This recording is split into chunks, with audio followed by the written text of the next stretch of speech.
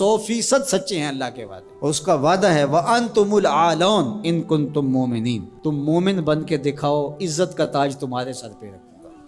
یہ وعدہ ہے اللہ کا۔ ہم کب مومن بن کے دکھایا ہے کہ ہم واقعی اس تقاضے پہ پورے اترے جو ہماری شریعت نے ہم سے کیا؟ ملاوٹ ہم کریں، جھوٹ ہم بولیں، ایک دوسرے کی جڑیں ہم کاٹیں، مکر، فریب، دجل، کیا کچھ نہیں ہے جو ہمارے اندر نہیں۔ اچھے مسلمان ہونا تو دور کی بات ہے، ہم اچھے انسان بھی نہ بن سکے۔ مسلمان کی تعریف کیا کی گئی؟ المسلم من سلم المسلمون من لسانہ و یدہ، جس کی زبان سے اور جس کے ہاتھ سے دوسرا مسلمان محفوظ ہے، وہ مسلمان ہے۔ اور ہم دیکھیں کہ جہاں ہمارا بس چلے تو ہم کاٹ کے نہیں رکھ دیتے، ہم کیسے مسلمان ہیں؟ حضور علیہ السلام سے پوچھا گیا کہ مسلمان بزدل ہو سکتا ہے؟ کہا نہیں، بہادر ہوتا ہے، لیکن ہو سکتا ہے کبھی بزدلی بھی کر جائے، آخر بشر ہی تو ہے۔ پھر پوچھا گیا کہ مومن کنجوس ہو سکتا ہے؟ کہا نہیں، مسلمان بخیل نہیں ہوتا، سخی ہوتا ہے، لیکن ہو سکتا ہے کبھی بخل بھی کر جائے۔ تیسری بات حضور سے پوچھی گئی، مومن جھوٹا ہو سکتا ہے؟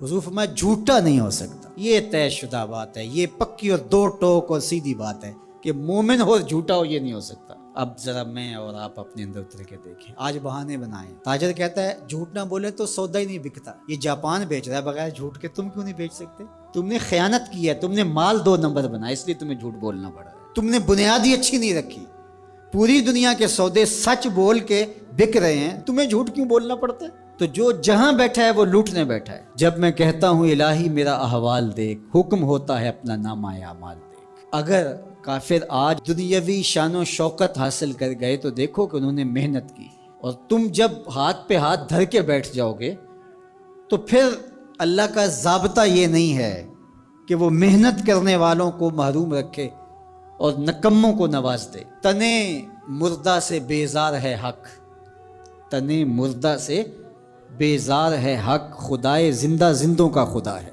من جہادہ وجدہ، جس نے محنت کی اس نے پا لیا۔ چیونٹی بھی دانہ اٹھاتی ہے، ہمت نہیں ہارتی تو بالآخر اپنی منزل تک لے جاتی ہے نا۔ چیونٹی بھی ہو ذات کی تو اس کو بھی نتیجہ خیزی تک رب پہنچاتا ہے۔ کچھوا بھی چلتا رہے تو منزل پہ پہنچتا ہے، خرگوش ہو کے سویا رہے تو وہ منزل پہ نہیں پہنچ سکتا۔ تم خرگوش صحیح لیکن سوئے ہوئے ہو، لہٰذا منزل تمہارا مقدر ہو ہی نہیں سکتی جب تک تم مسلسل چلنے کی مشق نہیں پیدا کرتے۔ وَأَنْتُمُ الْأَعْلَوْنَ، تم ہی سر بلند ہو، لیکن شرط یہ ہے ان کنتم مومنین، تم مومن تو بن کے دکھاؤ، تمہارے سر پہ عزتوں کا تاج رکھ دوں گا۔ آج ذرا دیکھیں ہم کھڑے کہاں ہیں، تھوڑے سے حالات سخت ہونے لگتے ہیں تو تاجر ذخیرہ اندوزی کرنے لگ جاتا ہے، اور مانگتے ہو وہ شانیں، مانگتے ہو وہ عزتیں جو قرون اولیٰ کے مسلمانوں کو دی گئی، ذرا وہ کردار بھی تو لے کر کے آؤ نا۔ تم تو ذخیرہ اندوزی کرنے بیٹھ گئے کہ زیادہ سے زیادہ پیسے کما لیں اور غریبوں کا خون بھی نچوڑ لیں۔ اور مدینے میں تھوڑے سے حالات تلخ ہوتے ہیں، تھوڑی سی قحط سالی کے آثار حویدہ ہوتے ہیں، اور حضرت سیدنا عثمان غنی رضی اللہ تعالیٰ عنہ کا تجارتی قافلہ غلہ لینے گیا ہوا ہے شام میں، تو جب وہ شام سے واپس آتا ہے تو مدینے کے کچھ تاجر آتے ہیں اور کہتے ہیں کہ جناب یہ جتنا غلہ ہے اونٹوں کے اوپر ہی ہمیں بیچ دیجیے، ہم سے 2 قیمت لے لیجیے۔ فرمانے میں اس سے زیادہ قیمت میں دینا چاہتا ہوں۔ تو کہا جناب 2 گنا لے لیجیے، فرمایا نہیں۔ تو کہا کہ اتنی قیمت ہم آپ کو دے رہے ہیں تو آپ نہیں دے رہے۔ کہا کہ میرے پاس ایک ایسا تاجر ہے جو 10 گنا قیمت دے گا۔ کہا وہ کون سا تاجر ہے؟ کہا وہ میرا اللہ ہے، اور بلا کر کے خادموں سے کہا کہ سارا غریبوں میں بانٹ دو۔ یہ تاجر تھے عثمان غنی، آج بھی عثمان غنی ہے۔